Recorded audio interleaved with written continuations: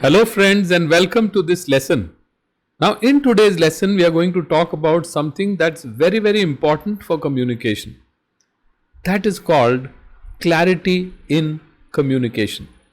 Friends, when you look through a glass, say you wear spectacles or you're looking through a window pane or your car windshield and the glass is a little dirty, then what happens? You have difficulty seeing what is on the other side. In fact, you have difficulty operating.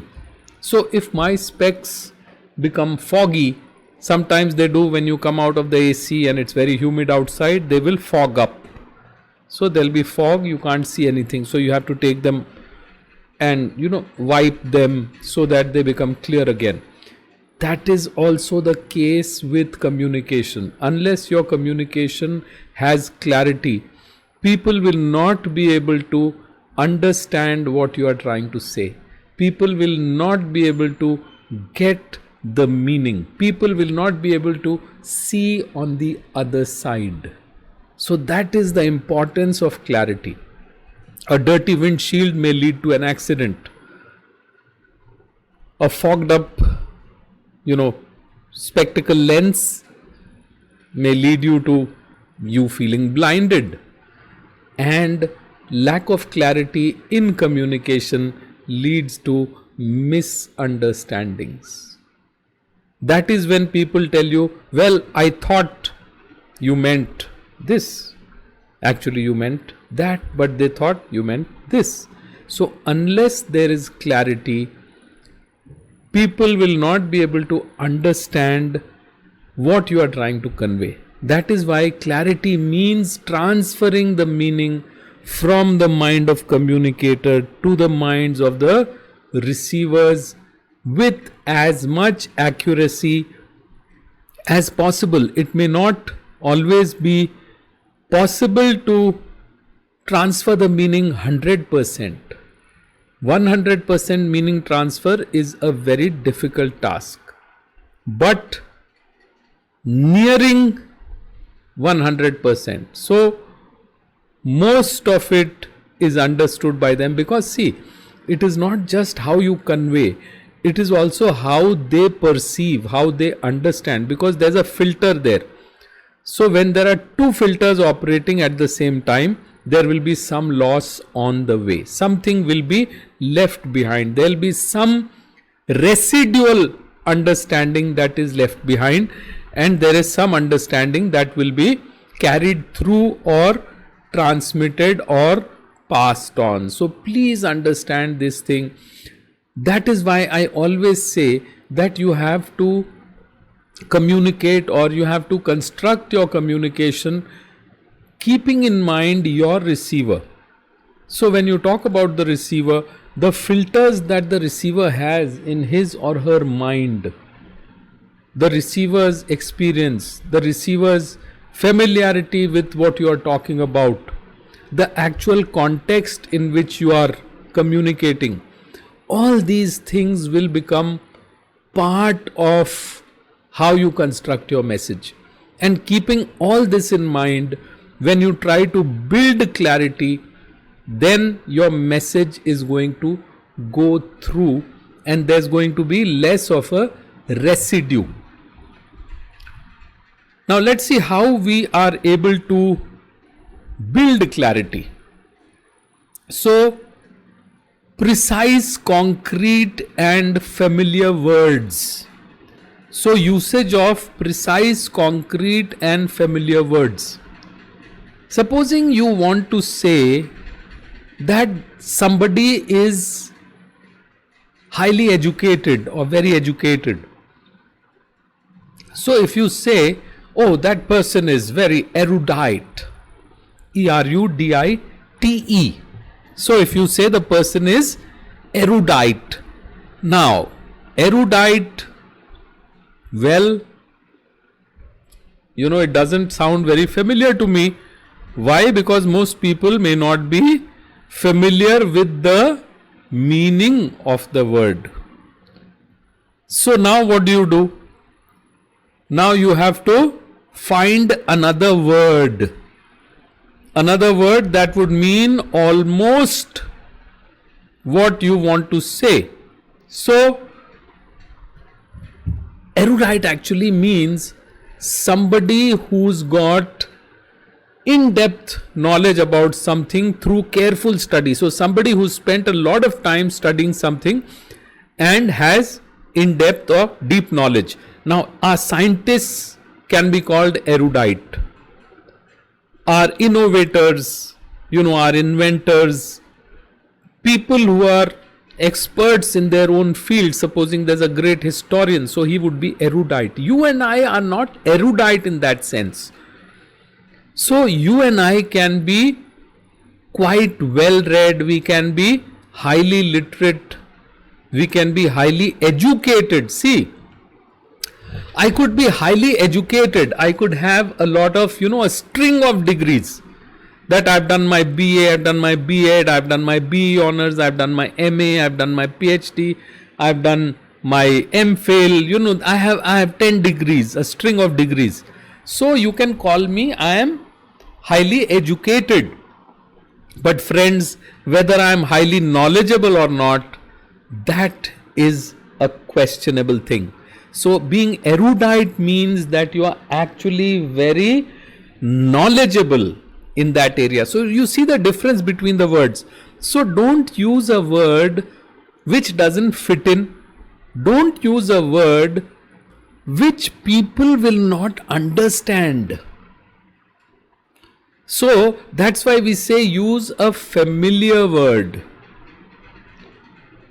There was a humongous gathering of people. Now people understand that humongous means a very, very large mass. But if you say there was a massive crowd at the rally, so the rally, massive crowd, that may evoke a picture. Humongous, many people may not understand. So try to use words that are precise and concrete. Concrete means something which explains the meaning exactly. And precise means that it is appropriate, relevant, and having nothing which is extra. So not a phrase with extra words and all that. And if it is familiar, the connect is going to be immediate. Your audience will say, oh yes, I understand this. And then if you can construct effective sentences and create paragraphs which are also effective. So see, the building blocks are words. And then through words we will construct our sentences. And then through that we will construct our paragraphs. So supposing we are talking about, say, being educated. That's the topic given to you. Being educated. What does it mean? It means, what do you understand by being educated, or how do you define being educated? So let me try to do that using effective familiar words and effective sentences. So let me create one paragraph for you.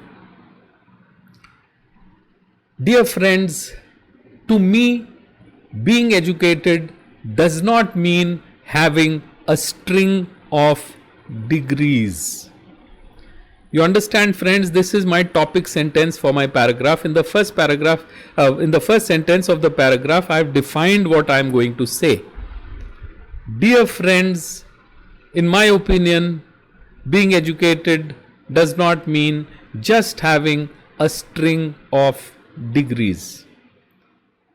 We are all human beings and we have to exist in society in an atmosphere of love, compassion, harmony, and care for each other. If you have a string of degrees and that string of degrees has made you arrogant, has made you get a sense of superiority over others, has made you a little proud of yourself in the sense that you stop looking at people as your equals, then there is something wrong with all that education, there is something wrong with all those degrees.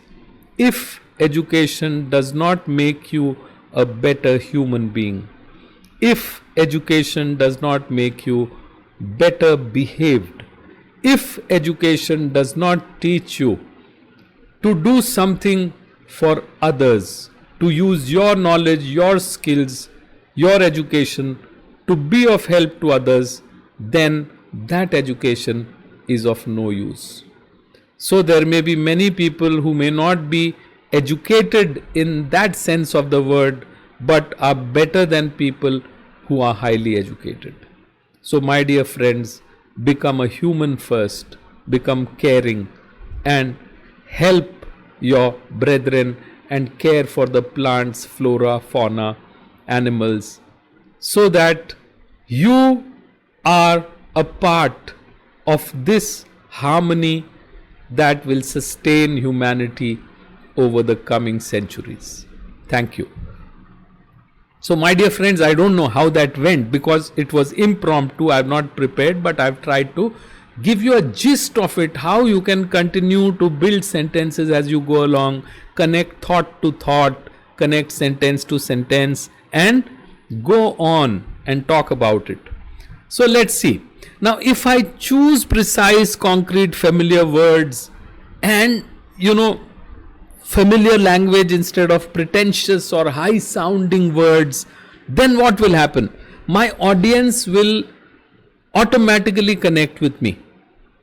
And they will say that we are able to understand what is being said. So my dear friends, what I am trying to tell you is that if you want to build clarity in your communication, you should think of your audience and you should construct your message in such a manner that people with varying levels of familiarity with the language, people with varying levels of ability in that language would still be able to understand most of your message. So I am not saying don't use a pretentious word, so to say, or a difficult word. I am not saying don't use them. Please use them. Sometimes they embellish what you are saying, they decorate what you are saying, but then be sure to explain the meaning in the next sentence so that people who don't know those words would also come along with you. So that would be your greatness, to make your communication simple and clear for everyone, not just for the people who are highly educated or highly knowledgeable in that language, but also people who struggle to understand the language. So if you can do that, if you can build that kind of clarity in your communication, that people with lesser ability to understand the language would still be able to understand what you are saying, then you would truly become a great communicator. So I hope you've enjoyed this lesson on clarity, and I hope you start thinking about building clarity. It's a difficult task, and friends, remember, making things simple is the most difficult task. Thank you very much, my dear friends, for watching this lesson. I'll see you in the next. Until then, all the best.